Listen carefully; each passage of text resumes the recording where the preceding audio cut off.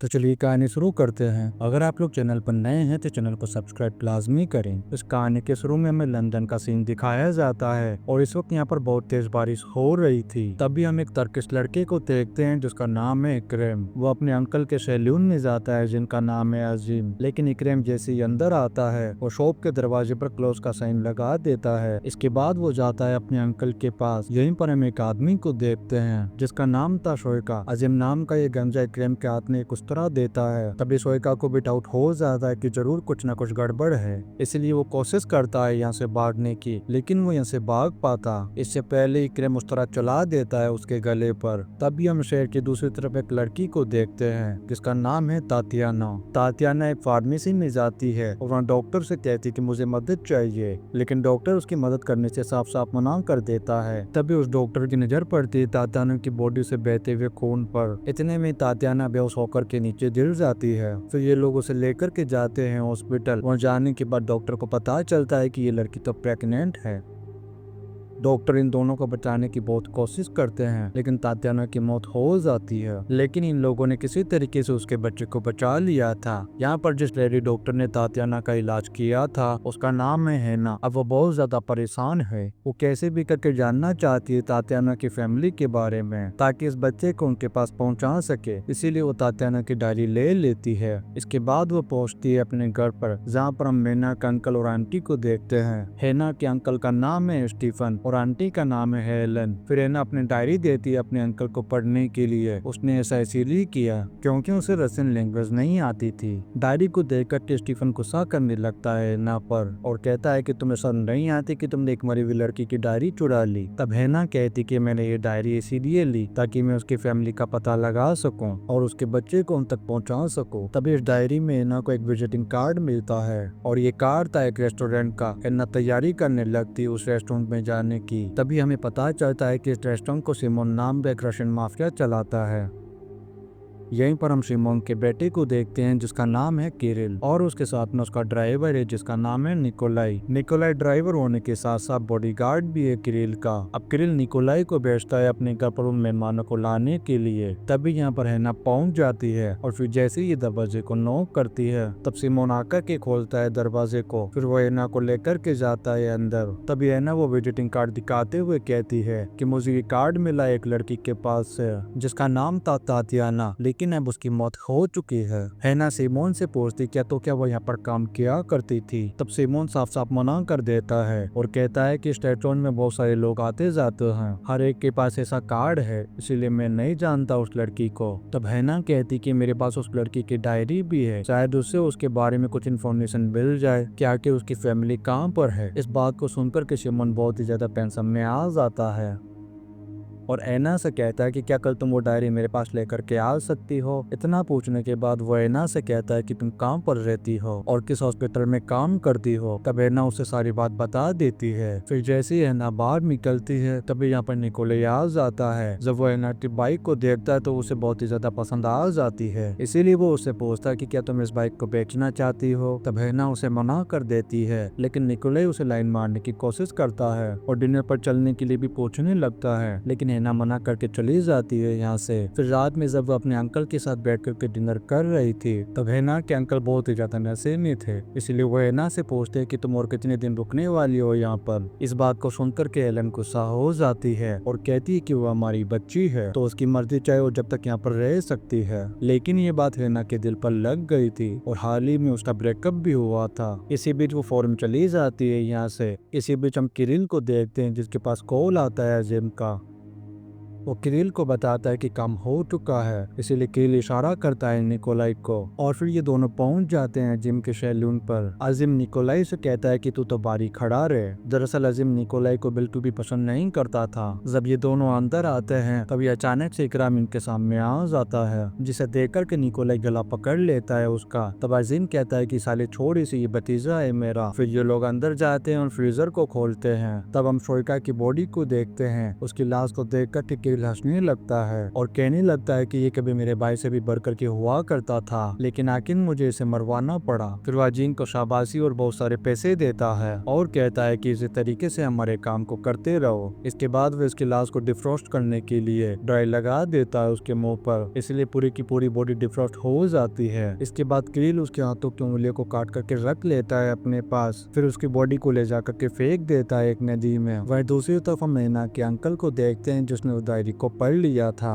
इसीलिए वो ऐना से कहते हैं कि तुम्हें उस लड़की के बारे में भूल जाना चाहिए, क्योंकि इस डायरी में कुछ ऐसी बातें लिखी हुई है जिन्हें सुनने के बाद तुम्हारे रोंगटे खड़े हो जाएंगे। तब उसके अंकल बताते हैं कि दरअसल वो लड़की बहुत ही बड़ी मुसीबत में थी और कुछ बड़े और अमीर लोगों ने उसे पकड़ रखा था। वहीं दूसरी तरफ हम सोइका की बॉडी को देखते हैं जो अब पुलिस के कब्जे में थी। पुलिस वाले जब उसकी बॉडी पर बने हुए टैटू को देखते हैं तो ये समझ आता है कि कौन से रशियन माफिया के लिए काम किया करता था। तब हम ऐना को देखते हैं जो उस डायरी की फोटोकॉपी लेकर के पहुंच जाती है सिमोन के पास, लेकिन सिमोन जैसी फोटोकॉपी देखता है तो ऐना से कहता है कि ओरिजिनल डायरी कहाँ है। तब ऐना कहती है कि मैंने उसे संभाल करके रख दिया है, जब तात्याना की बेटी बड़ी होगी तब मैं वो डायरी उसे दे दूंगी। ये सुनकर के सिमोन बहाना बनाने लगता है और कहता है कि मैं ड्रंक हूँ, शायद इस फोटोकॉपी को ना पढ़ सकूं, इसीलिए मैं चाहता हूँ तुम अगले दिन उस ओरिजिनल डायरी को लेकर के आना। फिर हैना भी यहाँ से जाने लगती है। जैसे वो बाहर निकलती है तभी वो किरिल को देखती है निकोलाई के साथ, और किरिल ने बहुत ही ज्यादा नशा कर रखा था, इसीलिए वो अपने पैरों पर भी खड़ा नहीं हो पा रहा था। इस चीज को देख करके सिमोन का दिमाग खराब हो जाता है। किरिल जैसे ही अंदर आता है सिमोन धुलाई करना शुरू कर देता है उसकी।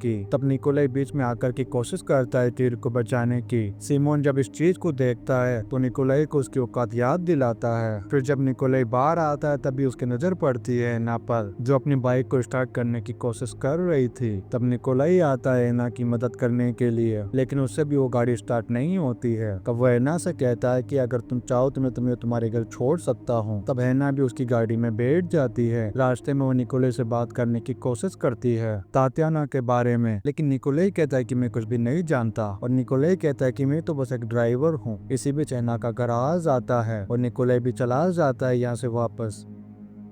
इसके बाद हम निकोलाई और कील को देखते हैं प्रोस्टिट्यूट के अड्डे पर, जहाँ पर काफी सारी ऐसी लड़कियां थी जिन्हें रशियन माफिया पकड़ करके लेकर आए हैं। अब इन सारी लड़कियों से घिनौना काम करवाया जाएगा। यहाँ पर जब भी कोई नई लड़की को लाया जाता है तब सबसे पहले कील और उसकी गैंग के लोग उसके साथ गलत काम करते हैं, फिर उसे भेज दिया जाता है देव व्यापार के अड्डे पर। तभी यहाँ पर कील निकोलाई से कहता है कि तुम्हें भी मजे लेने चाहिए किसी लड़की के साथ, लेकिन निकोलाई साफ साफ मना कर देता है। इससे कील गुस्सा हो जाता है निकोलाई पर और कहता है कि अगर आज तुम इस लड़की के साथ नहीं सोए तो मुझे लगेगा कि तुम कोई खुफिया पुलिस वाले हो। तभी मजबूरन निकोलाई को बात माननी पड़ती है उसकी। तब किरिल भी इन सारी चीजों को खड़ी होकर के देख रहा था। फिर किरिल जैसे ही से चला जाता है तभी निकोलाई बात करता है उस लड़की से। वो लड़की कहती है कि मैं यूक्रेनियन हूँ।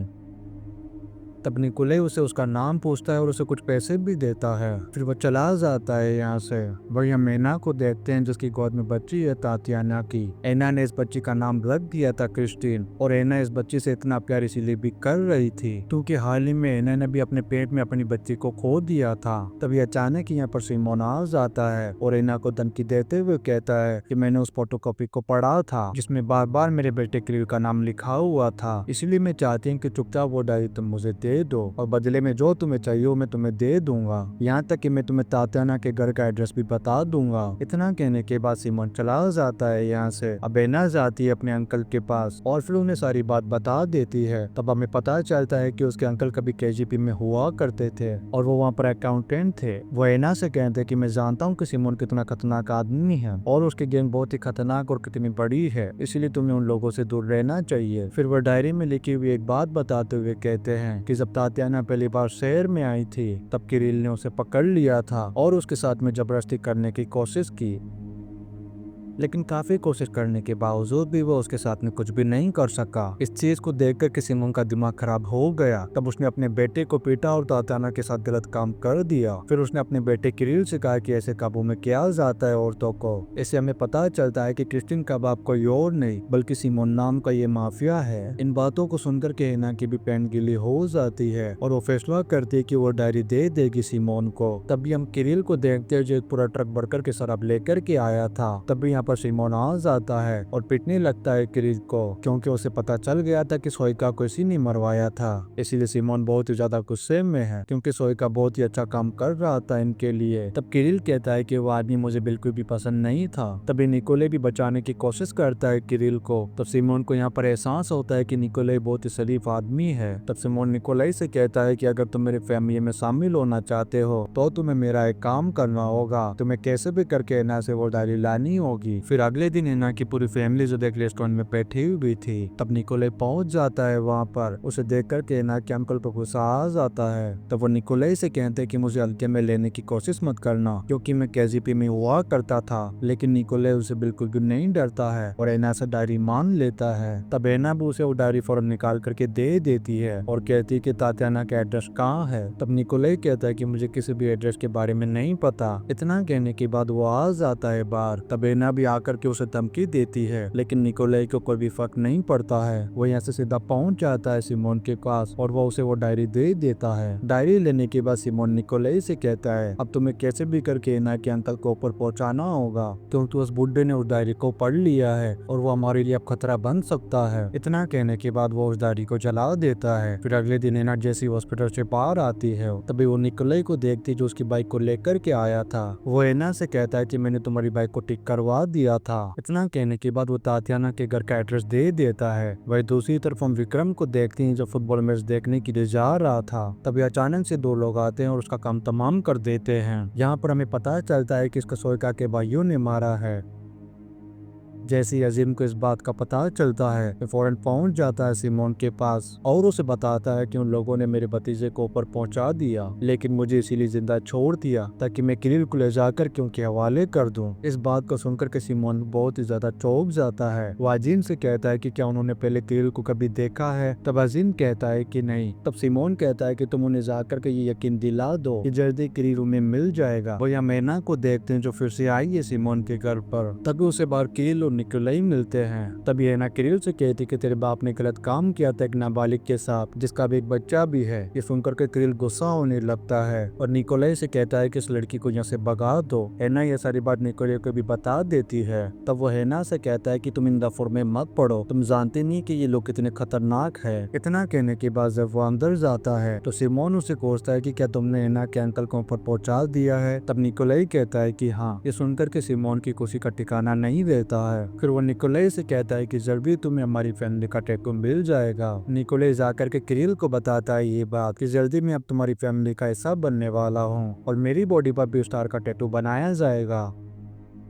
ये सुनकर के किरिल भी बहुत ही ज्यादा खुश हो जाता है, क्योंकि वह हमेशा से यही चाहता था। थोड़ी ही देर में यहाँ पर सिमोन की गैंग के सारे लोग यहाँ पर आने लगते हैं और फिर निकोले को जमीन पर बैठा दिया जाता है। अब उसकी बॉडी पर भी बना दिया जाता है वो स्टार का टैटू। फिर अगले दिन अजीम आता है और निकोले को अपने साथ में ले जाता है। वो उसे एक रूम में ले जाकर के छोड़ देता है और खुद आ जाता है बाहर। तभी अजीम के पास सोइका के दो भाई आते हैं। इससे हमें पता चलता है कि ये सब कुछ सिमोन ने किया था, क्योंकि सिमोन ने जानबूझकर के निकोले को स्टार वाला टैटू दिया ताकि सोइका के भाई उसे किरिल समझकर के ऊपर पहुंचा दे और उसका बेटा जिंदा बच जाए। फिर जब वो अंदर जाते हैं निकोले को मारने के लिए, तब उल्टा निकोले उन दोनों का काम तमाम कर देता है। लेकिन निकोले भी बहुत ही बुरी तरीके से घायल हो चुका था। तल में ले जाया जाता है जहाँ पर एना काम किया करती थी।